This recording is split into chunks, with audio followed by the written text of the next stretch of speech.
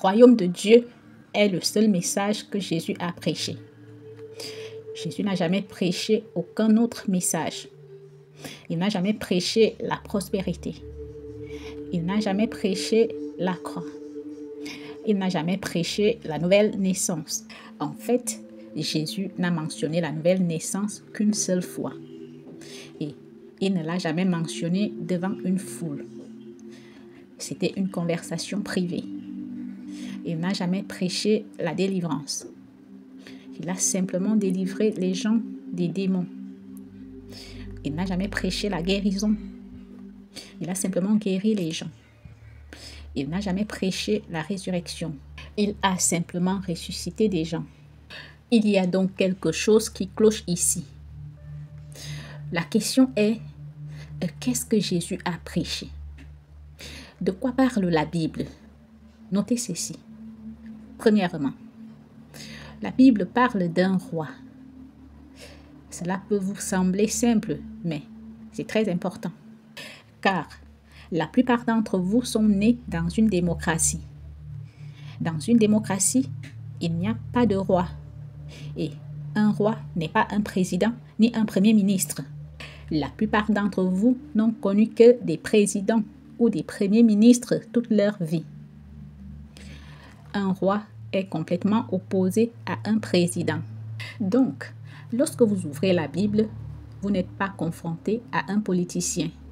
Maintenant, un roi est un politicien, mais il est opposé à un président ou à un premier ministre. Deuxièmement, la Bible parle d'une famille royale. Notez cela. Car les rois qui ont des enfants sont appelés une famille royale. Vous êtes assis à côté de l'un d'entre eux en ce moment même. La Bible ne parle pas de sujets qui adorent un roi, mais des enfants d'un roi. Vous êtes une famille royale. Troisièmement, la Bible parle d'un royaume. Un royaume n'est pas une religion. Notez ce mot, royaume. Ça, c'est un mot très puissant. La Bible parle d'un royaume. Un royaume est un pays. Donc, la Bible parle d'un pays. Car la Bible parle d'un roi et d'un royaume. Ainsi, les termes utilisés dans la Bible sont tous des termes liés au royaume. Et si vous ne comprenez pas ce qu'est un royaume, vous ne pouvez pas comprendre la Bible. Quatrièmement, la Bible parle d'un gouvernement. Qu'ai-je dit? C'est pourquoi beaucoup de gens ne sont pas guéris lorsqu'ils prient pour la guérison. Ils traitent la Bible comme si c'était un livre religieux. La Bible parle d'un gouvernement, d'un royaume dirigé par un roi. Cinquièmement, la Bible parle d'un projet de colonisation. Seuls les royaumes colonisent. La colonisation, c'est juste l'extension de l'influence d'un roi sur un territoire étranger. La colonisation est l'expansion d'un royaume vers un territoire lointain. Ça, c'est l'essence même de la volonté de Dieu pour cette planète. La volonté de Dieu était d'étendre le royaume des cieux à la terre, de faire de la terre une colonie du ciel. Ça, c'est le projet entier de la Bible. L'intérêt de Dieu n'était pas de vous faire aller au ciel. Et ça, c'est là où vous vous trompez. Vous n'êtes pas de la terre, vous êtes du ciel. Vous avez été envoyé sur terre pour coloniser la terre, pour le ciel. Vous êtes un être céleste vivant dans un corps terrestre sur une planète appelée Terre. Si vous ne comprenez pas cela, vous ne comprenez pas la Bible.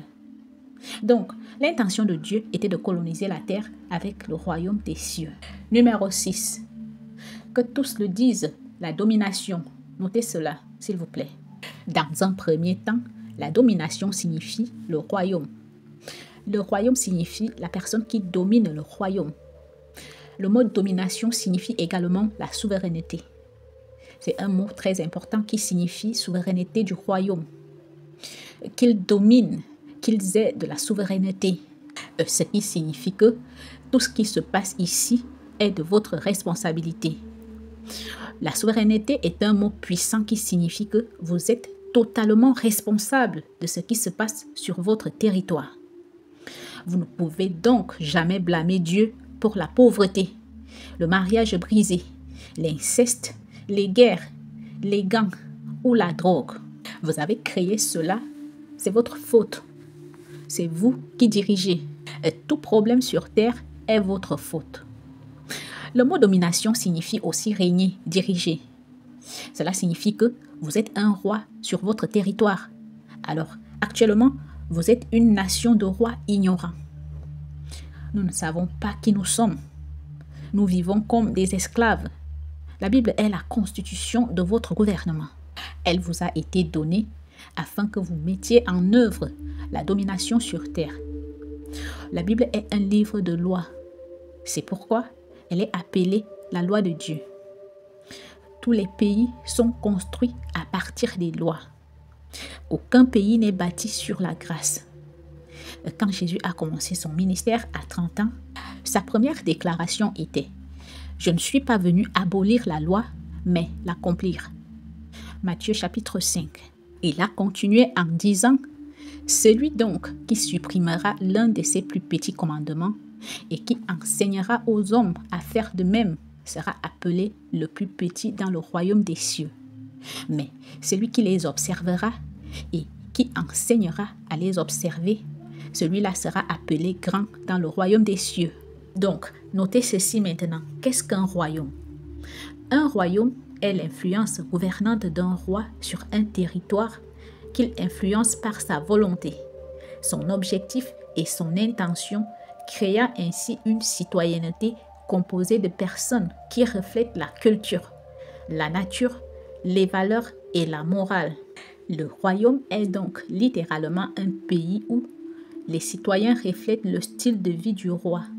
C'est pourquoi nous portons des cravates à 35 degrés. Dans le royaume, vous vous habillez comme le roi.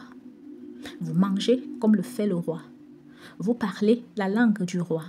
Donc, tous les royaumes ont un gouvernement, un territoire, un pays, une nation, un peuple s'identifiant au souverain.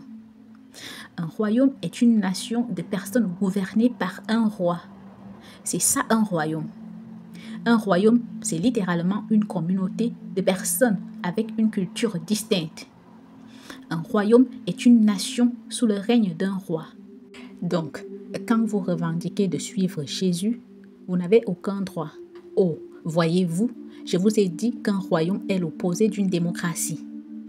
Vous ne pouvez pas dire que vous suivez Jésus et ensuite revendiquer que vous avez vos propres droits.